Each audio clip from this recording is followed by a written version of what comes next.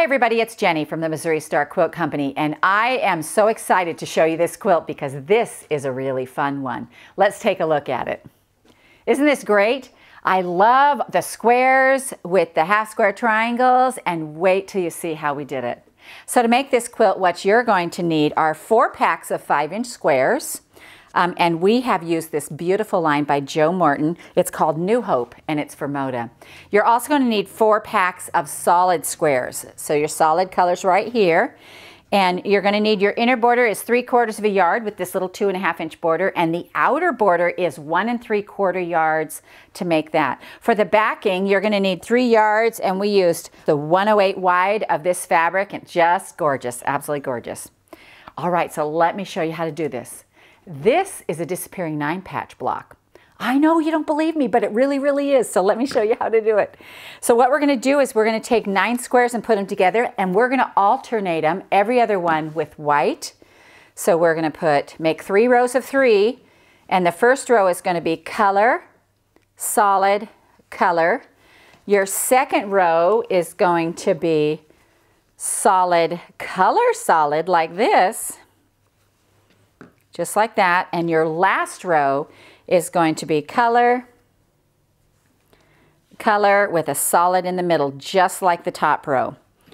You're going to sew these 3 rows together like this, and then this one and this one. Your center row, you want to make sure your seams go out. These outer rows, you want to make sure they go in, and then these little seams will nest nicely. Now I have one of these already done. And I know you're still not seeing it, you're still not knowing what I'm doing here, but here's my block that's already done. Now, we're calling this 9-patch madness because what happens if, and I was looking at this block the other day and I wondered, what happens if I snowball 2 of these corners? So let me show you what I did. I took my block right here, and you can draw the line or iron the line to go diagonally like this. And you're going to do this to 2 squares. Let me do one more right here. I'll get up here where you can actually see what I'm doing. There we go. Oh, right on the corner. There we go, corner to corner. We're ignoring this line. Actually, you know what? Because this is a friction pen, we can just take that right off of there. I love how it does that. It just like disappear. You make a mistake, no problem, just disappears. All right, let's redraw this line like this. All right, so now we're corner to corner on our lines, and we're going to put one on these 2 opposite corners right here. So this one over here is going to get one, and we're going to line it up on the outside edge. So right along this corner right here, I'm lining this up.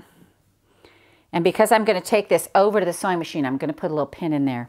Now, don't be shocked, I'm putting a pin in. I don't pin very often, that's why. I'm going to put one over here too. So line it up on the corner. Actually, I'm going to go on this side. Now what I'm going to do when I get to the sewing machine is I'm going to sew on this line, and then I'm going to come over and I'm going to sew a 1/2 inch away from that line and then cut right in between them because I have another project for these right here. So let's go to the sewing machine and do this. Let me grab my chair. Alrighty. Now I'm going to sew right down here on the line. Just like this, stay right on that line. Now turn it around, and I'm just going to go over a 1/2 inch. Now you can draw that line as well if you want to make sure that they're exact. Now we're going to go to this side, and we're going to sew right on the line.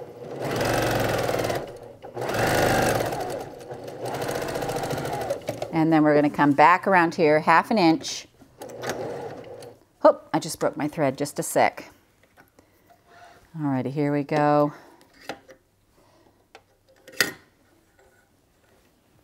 Start that seam over. All right, 1/2 inch.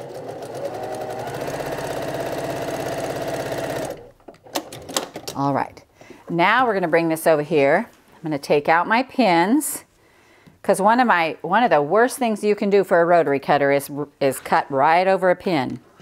All right, so right here, I'm going to lay my ruler on here, and I'm going to come right in between those 2 lines right there, and I'm just going to trim this off right here like that, and do the same on the opposite corner.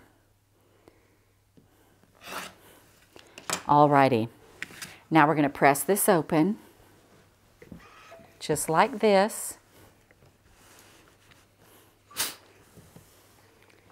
And this is your new block. And this block makes that back there. But first we have to do what we do to all the 9 patches, which is cut this directly in half both directions. So here's our ruler. Here's our seam line right here. I'm going to go in 2 1/4 from that seam line and cut it right in half, just like we do our normal 9 patch. Let's see, let me make sure this is right here. All right, 2 1/4 from that center seam. And we're going to cut both directions. Alrighty, here we go. And just like that, these are our blocks. So when we sew the block together, it's going to look like this. We're going to turn 2 of our blocks. These 2 big blocks here, we're going to turn to the inside like this. And that's going to make our new block, just like that. So your half square triangles stay with the light to the outside and the other ones come together. So let's sew these 4 together, just like a big 4 patch. 1/4 inch down the side. Make sure we're lined up here.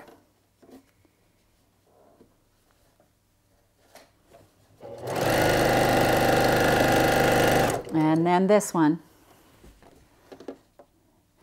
And you'll notice I'm not even cutting the thread. When you don't cut the thread between your squares, that's called chain piecing.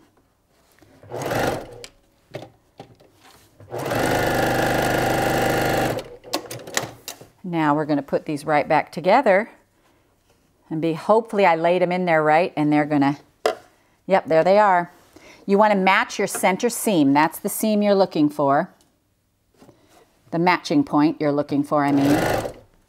All right, I'm going to sew a few steps and then I'm going to find my seam, hold my finger on it, then I can sew right down to it, and then on this way. All righty, let's press this open. You know, sometimes you just want to know what happens if.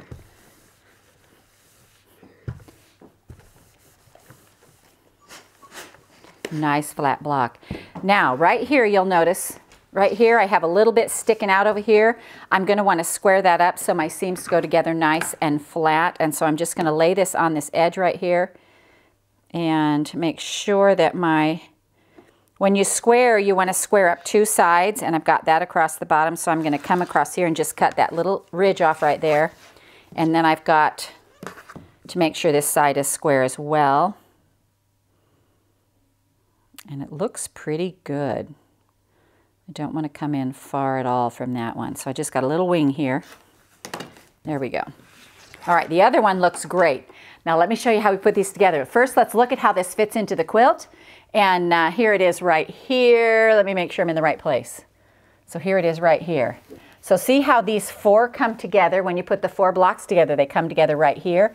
And this is how it fits in. So let me show you how we're going to put these together. So what we're going to do when we lay out our quilt is we're just going to start up here. And let me see how I started over here. I started with my half square triangle with the solid part to the top. And we're going to do that all across, I think. Let me look.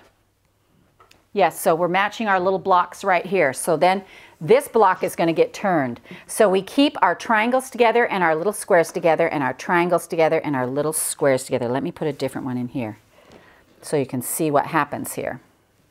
All right, we're going to get 2 blocks. So again, keep your triangles together and your little squares together. And you see what's happening here? See these 2 patterns?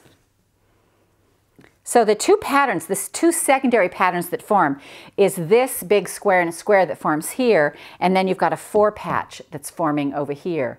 And so it just makes this awesome quilt, and just by doing those 2 corners, we get something new and exciting and fun. We're calling this 9 patch madness. Now, if you'll remember, I trimmed off all these little half square triangles over here on the side. So I have these little pieces right here. And let me show you what I did with them. I'm actually going to iron these open. Now you'll notice when I sewed these down, I didn't mark my 1/2 inch line. So mine could or could not be all the same. If they're not the same, you want to square them all to the smallest size that you have. And you'll just want to square those up to the smallest size. And then we're going to put these together.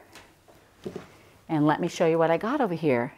So I made this, whoops, I made this whole big long runner out of my leftover squares. I used every single square, and I made chevrons out of them. Now remember, anything you can do with a half square triangle, you can do. So you could do pinwheels, you can do herringbones, I mean, all kinds of things you can do with half square triangles. You know I've done a million different ways, but I wanted to see what this would look like as a chevron, and I just think this came out so beautiful. So one row we sew the color together, the next row we sew the white together, then we sew the color and the white, and I put 4 in each row, you know, and so these are going to fit in here like this. You're going to see like this, and then this row is going to be like that, you know. So one row we've got the colors together, one row we've got the colors, and then the whites.